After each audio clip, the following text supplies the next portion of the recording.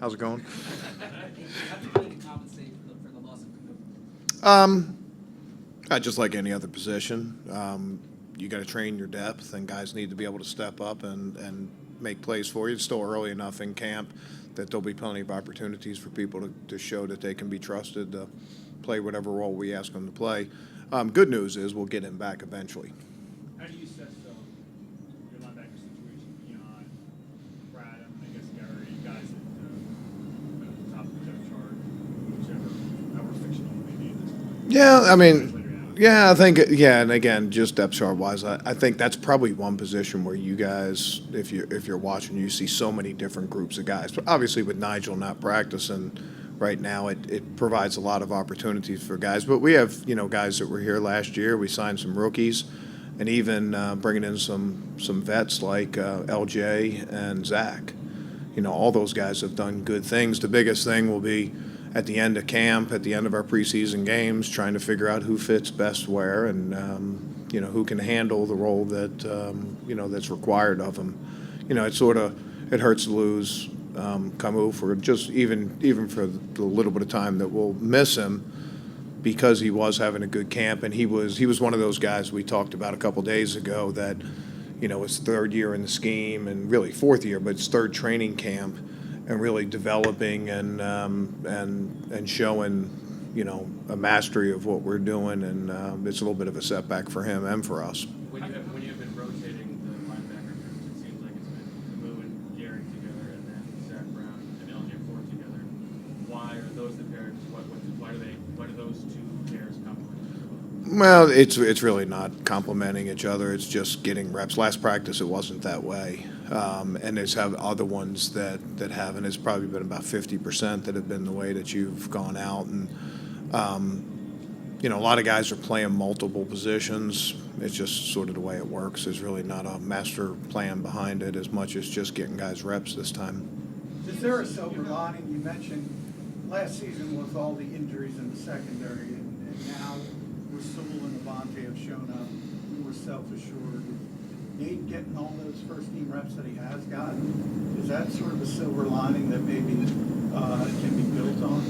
Well, we won some important games down the stretch last year with Nate Gary as starting linebacker for us. So we're certainly confident in putting him in the game, and he has confidence in himself. So one thing about him is he'll be ready. But yeah, that short-term cost of having injured guys or having injured guys out and playing inexperienced guys, there are some startup costs to that. But once you make it past that, you're able to gain from their experience. And from Nate's case, Nate played a lot of snaps for us in the opener last year when Nigel wasn't available, and then when Jordan got injured down the line, played some really important snaps. So I don't know how much.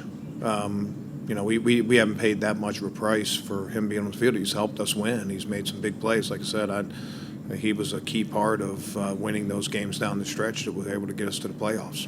Has Jonathan Cyprian, how do you see him fitting in? I know it's only been one practice. Yeah, we're going to plug him in a lot of different places. We expect a lot from our safeties.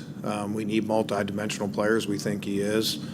And we'll just see where it takes us. It's a little tough, coming 5 days into camp or five practices in, whatever it is. But he's a veteran player, and it's really a matter of terminology, picking it up.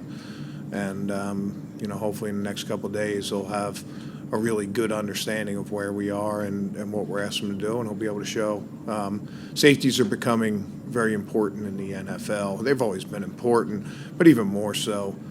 He just takes about half a minute watching Path to the Draft or whatever, those things, and you just hear all the guys talking about mismatched tight ends and mismatch running backs. Well, those guys can, if you get guys that are multidimensional, you can neutralize some of those kind of players.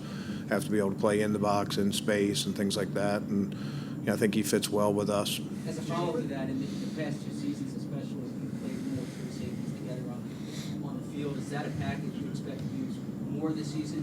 And with the linebacker down, could you turn to that more because of that?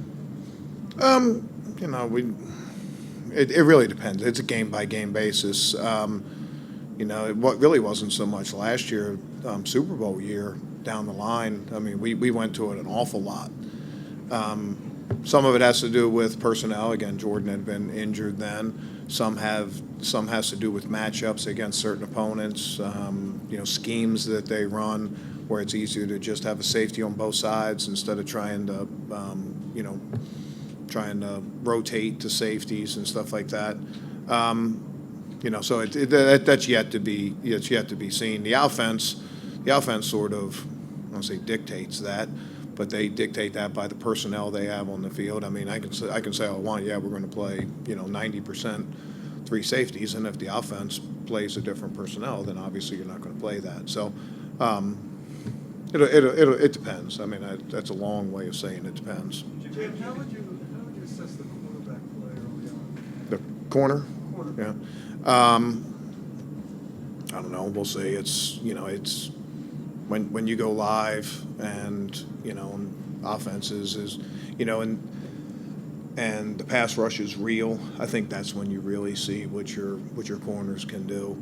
There's a lot of times in 7-on-7 a corner might not look great, but in reality the quarterback pumped one way and held the ball for 4 seconds, and the coverage isn't designed to last that long. Or other plays where maybe they'll throw a short pass and the corner will come off and tag off on a guy, and you're like, okay, he's down right there, but you don't always make those tackles. So I think when you really get live in preseason games is when you can really see it, and then obviously regular season. What you make of the tackling during the 2 live days? Looks like first day of live. It looks suspiciously like first day of live tackling. You don't get very many chances to do that, and particularly our later groups and younger players really struggled with it. You didn't notice it very much with a lot of first run type players that were out there, but the next groups, and I don't know if it's always just tackling. It's the combination of communication and scheme and all those things, and then having the finished tackle that adds another layer to what they're asked to do, and they need to respond better to it when we get that, and they'll get plenty of chances here in the preseason. Jim, what can it do for this team just to be out here in the lake in front of fans and support the field? Yeah, it's awesome. It gives us a nice lift during sort of the dog days of training camp. Players get to come out here, and particularly the young players that have never experienced it, see where their locker would be, and go out there and just experience the crowd. It's even good to test your communication, and guys used to being able to, we have music at practice, but guys can sort of talk over the music, but it's hard to talk over, 40,000, whatever we'll have today, and I know they'll be loud, so that's good for us also. Jim, A couple more, please. Injured guys you have right now, at what point do you worry that it could affect the start of the season? I don't know. I'll let you know when it comes. It's not now. We're taking a patient approach, and just about all those guys are veteran players that have really proved their worth in the NFL, and it's just a matter of getting those guys healthy and getting them enough reps that they knock the rust off. They're not new to the system. They're not new to the NFL.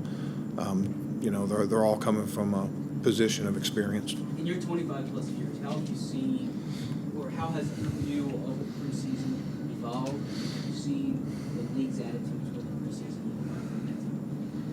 evolve? You mean training camp or? No, I'm sorry, preseason games. Oh, preseason games. Yeah, I don't. When's the last time we talked before preseason games? I don't know. I mean, it just is what it is. We're given a certain set of criteria, and it's our job to sort of figure out how to best use that criteria to to play. I mean, I'll take you way back.